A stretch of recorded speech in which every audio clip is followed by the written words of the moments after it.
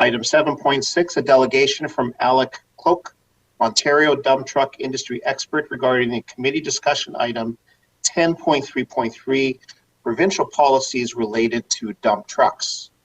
Welcome, Alec. You have 5 minutes. You can proceed, Alec. Can everyone hear me? Yes, thank you. Okay, thanks everyone for taking the time to listen to what I have to present. My name is Alec Cloke. I've been involved in the excavation and gravel haulage business since the late 70s. I'm a volunteer spokesperson speaking on behalf of the myriad of owner-operators. A lot of them are your constituents up in Brampton. Our industry that hauls gravel and hauls excavated material is an owner-operator type sector. There's no major fleets, so we have individuals that need help at this point in time, and they need a voice, so I'm volunteering to do that. This is the situation. The province of Ontario has always hauled the heaviest weights in Canada. We are hurting our roads. We're hurting our roads not because of the gross weight, but because there's too much weight going down on our pavements from the individual axles on dump trucks. That is a given. That's a given by the haulers and by the MTO. So we got together to fix that problem, and we came up with a solution with a different type of lift axle. The old lift axle that was on trucks, that's been on trucks forever, was controlled by the driver. The new lift axle that has now been invented it's more strict about how it can be used. It stays on the ground longer. It stays on the ground to take more of the weight. So it's a better system. That is a given. The problem we have now is that the old trucks that have had the old equipment on it, in our view, should be grandfathered. What they've done is they've limited the length of time that these trucks can stay on the road, and it's too short. So I'm going to give you an example that most people would understand. When airbags were invented, the day airbags were mandated everywhere, you didn't throw all the cars on the road that had airbags in them, or didn't have airbags in them, you didn't throw them in the garbage. When you have DEF being used in diesel fuel in pickup trucks, when that became mandated, you didn't throw the old pickup trucks in the garbage. At this point in time, as of January the 1st, we have about 20% of the dump trucks parked. And that is a huge, huge problem for our province, for ongoing infrastructure work. And it is a huge problem for those people that are affected. My viewpoint is because of COVID, we've thrown billions of dollars, millions and millions of dollars at people that needed help. We gave $2,000 a month to students because they couldn't find a job last summer. We have a sector here that gets up and services our community. They get up at 4 o'clock in the morning. They go home at 6 and 7 o'clock at night after doing a hard day's work, and we're not doing anything to help them. And solely, and this is why I'm coming to you for help, all we want to do is the opportunity to speak to the Minister of Transportation. You have seen 2 or 3 roving protests that has got no one's attention, no one's acknowledging their existence, and it's very, very frustrating. If you have a story to tell and you don't have anyone that will listen, you're sort of stuck. One of the problems is to get everyone's attention, you have to protest. These men don't want to be driving around protesting. Their protests are basically begging. They're begging for attention, for someone to listen to them.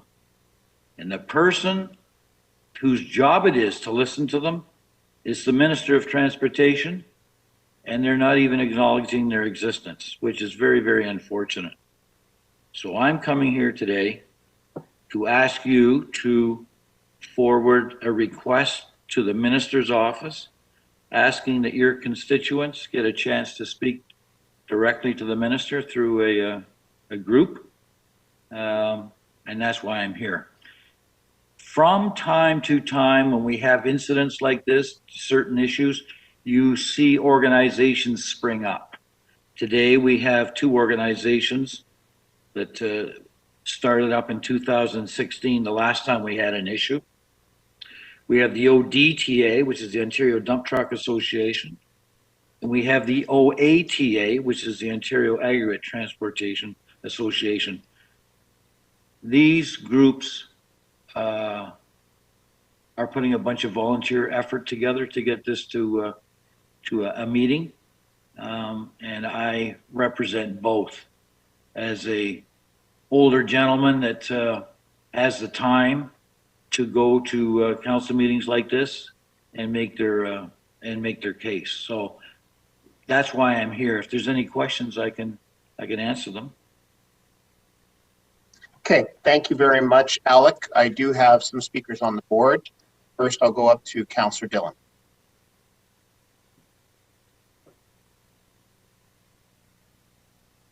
Councillor Dillon, are you there?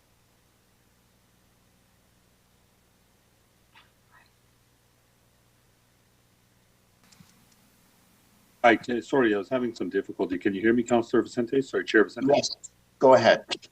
I've had some pretty in-depth discussions with the ODTA. I've also in the past have had conversations with the OATA, which is the aggregate dump trucks. And, you know, I know a number of council members have, give me one sec, sorry. Have had discussions and had been involved with them before, and I think this entire council has supported our trucking industry, whether it's dump trucks or whether it's any other type of truck. And so I don't have any questions per se for Alex. I think he was very clear in what the asks are. And so on the agenda, we have a motion that I'm going to put forward. And so unless there's any other speakers, I'd like to bring that forward. Can I make another point, Chair? I want to make clarify something. Go ahead, Alec. We have gone out to a number of MPPs asking for help, and they are actively trying to help us. The MPPs that represent your neighborhood are helping us, but it's not their position to be into to speak with us. They're helping, and I want to make that very clear. It's the Ministry of Transportation on the political side, on the political level, that won't listen. Okay, thank you. Next speaker, I have Councillor Medeiros. Yeah, thank you very much.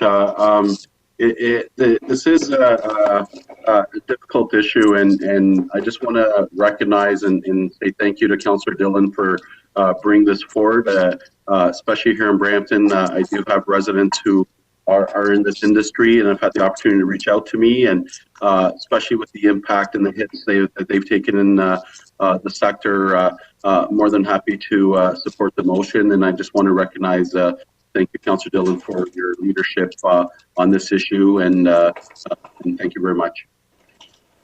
Thank you, Councillor. Mayor Brown.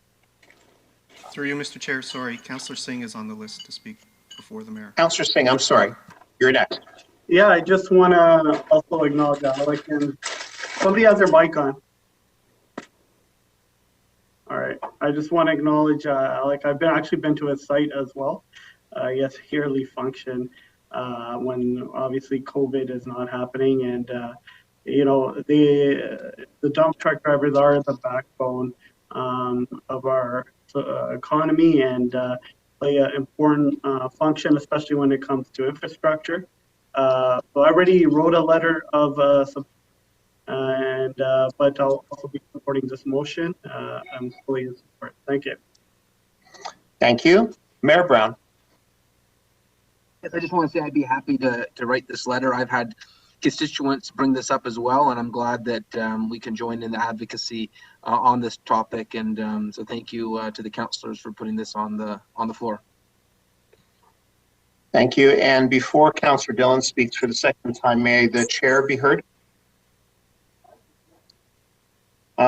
Just one little note on the motion here. It reads as therefore be resolved that the City of Brampton urge the Ontario Ministry of Transportation and the Government of Ontario to halt enforcement measures, review the regulations, and work with the ODPA to address these issues.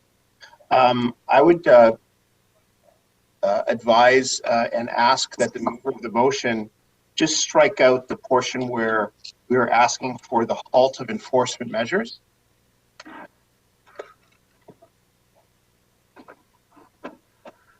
And instead put our emphasis in this motion to dialogue between the ministry and the ODTA. Thank you. Councillor Spillane. Thank you, Chair Vicente. And so we worked in conjunction with the ODTA in terms of the wording for that number one portion. And so I'd like to ask Alex if he's okay with this change where we say review instead of halt enforcement measures. That's fine. Yeah, that's fine. Can I make another point while we're all here? If my refrigerator doesn't work and I pull it out on the front porch because it's no good to me, and someone sells me a new refrigerator and it doesn't work, we haven't accomplished anything. And I want to make it perfectly clear, and nobody knows more about this subject than I do. The new system that has come out doesn't work yet. And the MTO knows about it, and they're not acknowledging the fact that they should wait to get everything done and then talk about grandfathering. And that's what we want. The new system that is on the road today does not work. And the whole world knows about it, including the MTO. And it's not fair. One of the things that happens here when you have this, because they're owner-operators, and it's difficult for them to have a voice, they end up either protesting or they end up going on strike to get attention. And what happens is you're pitting the man with a truck against his customer. He has no problem with his customer. He has no problem with Dufferin and Lafarge and Coco Painting and all these people. And he has no fight with his excavator customer either. But the government has put him in this position that the only way that he can get heard, like every other time, and I've settled all 5 of the strikes that have happened in the last 25 years myself, with help from some other people in my industry. The only way he gets to speak up is he stands on the side of the road. Next month's February, and why should our hardworking people stand out there and freeze to death to make a point for a government that's refusing to listen? It's not fair, and it's disrespectful to the hardworking people we're talking about. If they did save up the money to make adjustments for their truck, or if they could afford to buy a new truck since 2012 when this was enacted, if they had the chance to do that, COVID came along and wiped out their savings. Maybe the man did have some money, but now his wife has lost her job at the store or lost her job at the factory, and they're eating off those savings. And with this all going on, our Minister of Transportation is refusing to talk to them. It's crazy, and it's not fair. Thank you. Our next speaker, Councillor Flesch. Sorry. Councillor Dillon, you're still on the board. Yeah, sorry. I'll be very quick, and I just kind of want. I think Alex said a lot of the things I wanted to say as well. And I've had an opportunity to speak to a number of our drivers, and they're suffering, especially since COVID has hit. Alex mentioned it. They're going through so many financial difficulties right now, and they feel, and I think we feel as well, that now might not be the time. And so to take a potentially a $40,000 hit and to lose a lot of their business. These guys, a lot of them live in wards 9 and 10. A lot of them live across the city of Brampton and across the Peel region as well. And so, the ask is that, they work with the ODTA to address these issues and work towards a solution. And again, our council has been very supportive of our trucking industry. We're working at the region on a the logistics master plan as well. And so we have a town hall coming up with some other members of the trucking industry. And so it's an economic issue for us, definitely in Brampton. We want to make sure that we support them. And I'm hopeful that we're able to unanimously pass this today. And so Mr. Chair, I'll be looking for a recorded vote as well. And I'm hopeful that everybody will be able to support this today. And Alex, I just want to say thank you, and to the rest of the industry as well for speaking up on it. I know you mentioned that some of the media and some of the other people weren't listening, but we're definitely listening to you, and we're definitely standing with you today. Thanks for coming out. Thank you, Mr. Chair. Thank you. And I'm going to tell you, your council is a perfect example of how government should react. We reached out to you. We're in a council meeting. I've taken up 15 minutes of your life, and you're going to help us. Thank you, Alex. Okay, we do have, Alec, we have some other speakers on the board. I'll ask you to just hold on. Okay. Councilor Paleshi. Thank you, Mr. Chair. Thank you, Alec, for coming. I going forward, I'm gonna support this motion. I'm trying to understand though. So the industry has had 10 years to implement this, and although I've owned many trucks in my past life, I never owned triaxles, so I don't fully understand what these new regulations are. But I'm trying to relate this to when the government and you say that this minister, well, this wasn't the minister back when this was first implemented. It wasn't even the party.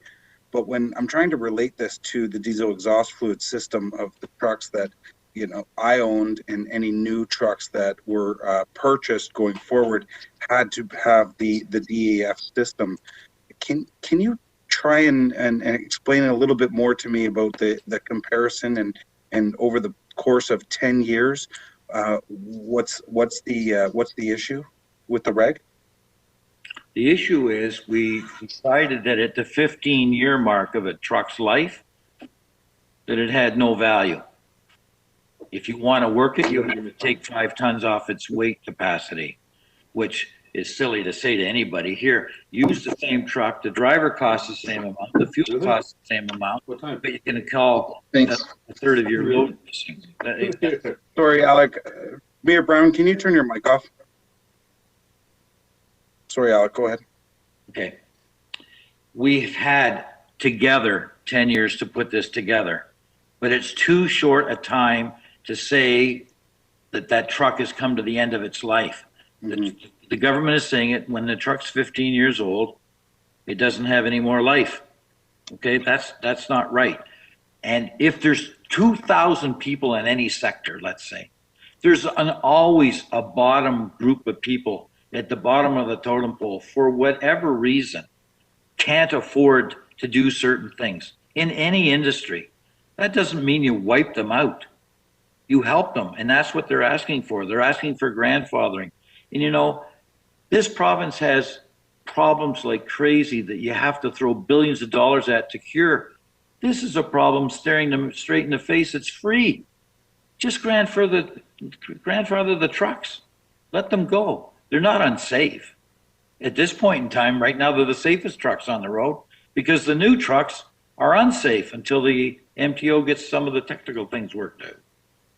That's all. Okay, I think I understand a little bit. We had 10 years together. The MTO has given us a solution that when it's finished will be perfect. But right now it isn't. Right. And even when you do give us a perfect answer, the time that they've said that the old trucks can work is not long enough. But some trucks can last 20 to 25 years. You got some old people that deliver asphalt. They start in May the 15th. They work till the end of November. You think they're going to come along and put $40,000 in any truck? I don't think so. And most people, so you all understand, didn't fix up their old truck. They went and bought a new truck. And maybe we think it's about 20% of the people out there, maybe they don't have the credit to go out and buy a new truck. Does that mean they should be wiped out? Hardly. Their truck is fine. Yeah, it also sounds like you're getting rid of the re industry, which is unfortunate because some people just can't afford to purchase a new truck. So I think I understand 15 years. It's not a long time. I can't say that any of the trucks that I had owned were ever saw less than, I didn't have a 15-year turnover, that's for sure. What does the ODTA, do they recognize the 15 years, or do they have comments on the No. lifespan of a dump truck? We wanted to go to the net. You got to understand something else. The truck gets inspected every year. You have to, because it's a commercial vehicle. Absolutely. It's got nothing to do with safety. Okay, Yep. Nothing. They're safe.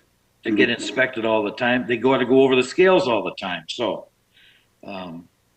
yes, they do. They say that they should be left so it's free and clear, and left to go to its natural death, which will probably be not 15 years. It'll probably be between 20 and 22 years when the thing just gets so tired. And it's a natural thing that a man wants to have a new truck too. Not everybody wants to drive around and be the only guy in the industry with a 22-year-old truck. It's a natural thing with pride that the man would, try and get a new truck. And if he gets a new truck, it comes with the new regulations. And all the bells and whistles. Exactly. Thank you, Alec. I appreciate it. Okay. Thank you, Councillor. Councillor Bowman. Thank you very much. Speaking to the motion, now that the motion is on the floor, I agree wholeheartedly with Councillor Vicente that I could not have agreed to support this motion when we're asking the Ontario government to halt their measures. We're in no position to ask the Ontario government, the MTO, to stop enforcement measures. They're a totally different government. So, but I would also like to see the statement just today, the City of Brampton urge the Ontario Ministry of Transportation and Government to work with the ODTA, period. They don't need to review their regulations. They've already put those regulations in place. They know what they are. The trucking industry is a big, important industry. There is absolutely no question about that. Councillor Paleski has also raised some good points on this. We don't know, I don't know, I should say, I don't know about other councillors. I don't know the trucking industry. I don't know why the Ontario government, under the previous government, the Liberals, started to change these regulations 10 years ago. The actual regulation, 41305, was effective July 1st, 2019. So they've had since July 1st, 2019, up until January 1st, 2021 to make the changes. I don't know. We haven't heard from the other side how many trucks are still on the road that have not been changed over. We don't know the reasons they made them. We don't know anything about the longer base trucks being more environmentally friendly. We declared our own climate emergency. So I don't know any of that. I don't know what the number of accidents are. I don't know what the inspections say. I don't know what the road damage is and what that cost us. So until that was changed, I did not have all the information that I would need to support us going and asking them to stop everything that they were doing and stop the enforcement. So if we can simply say, we urge the MTO to sit down with the ODTA to address these issues, I'm fine with that. But other than that, I don't have the information to make a valid decision on behalf of myself or my constituents. And again, we have no jurisdiction to ask them to stop enforcement measures. So if we can make that change and just simply say, sit down together and work this out, I'm fine with that. But otherwise, I can't support it. Thanks. Councillor Dillon. Jeff, I agree thanks, with you. Alec. Point. Thank Yes. you. So just ask Councillor Dillon to respond. Wait, was that, I think Alex was going to respond first. If we can just ask him what his thoughts are on that. Go ahead, Alec. Jeff, those are all very valid points. It is not your jurisdiction. We're asking you and your, as another authority, to just ask for the meeting. We'll make our own case. I agree with what Jeff said. You don't have the knowledge, you don't have the history, and it's not fair to put you into that position. I agree that you should not be asking them for altering their enforcement. That's not fair to you. Thanks, Alec. Councillor Dillon. Yeah, if Alex is okay with that, then I'm okay with that. Okay, so as the clerk wordsmiths the motion, I'll move on to Councillor Fortini. Thank you, Mr. Chair, and thank you, Alex. I know how the industry feels. You know, I used to have a Sterling about 14 years ago, and the headaches you got to go through. And I remember going all the way to the MTO in St. Catharines. And so these drivers now, you know, they're really competitive. And so I'm just worried now, doing all these changes, is they going to affect all our contracts with the snow? Because if you look at some of these trucks, they're over 20 years old that we use as a municipality. And it's going to affect the company that does our snow at the time. So, you know, I will support anything to help the trucking industry. You know, thank you. And I think maybe because the region, maybe you could come and delegate at the region to see if we could get something from the region, because we passed something there at the region not too long ago, you know, to let the truck drivers drive at night and on the roads to deliver all the food for the stores. So maybe they could help out too in any way we can. Thank you. Thank you, Councillor. So members of the committee, you have a motion moved by Councillor Dillon to receive delegation, and we have a request for on the motion. Sorry, Councillor Vicente, Chair Vicente, it's Councillor Dillon. Go ahead. Sorry, just kind of a question towards the wording. It'll read that you know, the Ontario Minister of Transportation and the Government of Ontario work with the ODTA to address these issues and work toward a viable solution. So to any person who's not reading, it's just a wording thing. So when we say these issues, can we even, I'm looking to the clerk to word it in a way where it kind of change it? Because when we had review enforcement measures and the regulations, we kind of knew what these issues were. So I'm just wondering if we can word it accordingly. Councillor Dillon, perhaps I can provide a helpful suggestion, because the correspondence will be coming from the mayor's office. Yeah. And so within that piece of correspondence, it can touch upon the issues in the whereases of the motion. Yeah, I'm just wondering, do we need to be specific in the therefore be it resolved? But as long as we get the point across, I'm okay with that. Very good. The clerk is still perfecting the motion. If you want to simply use in the matter of SPIF, S-P-I-F, compliant axle legislation, that would suffice for our industry. Yeah, so if we could, instead of saying the issues noted above, can we just write SPIF, you know, compliant axle legislation? To work with the ODTA to address the SPIF compliant axle legislation and work towards viable solutions.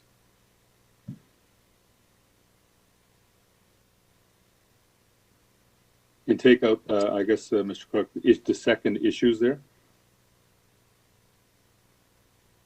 Or issues related to SPIF compliant axle legislation, maybe.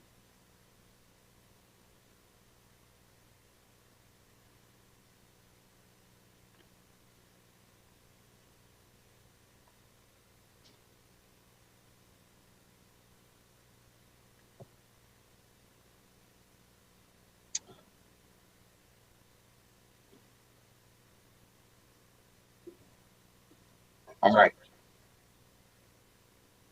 Members of the committee, you have the motion before you on the screen. I'll ask the clerk to administer the vote.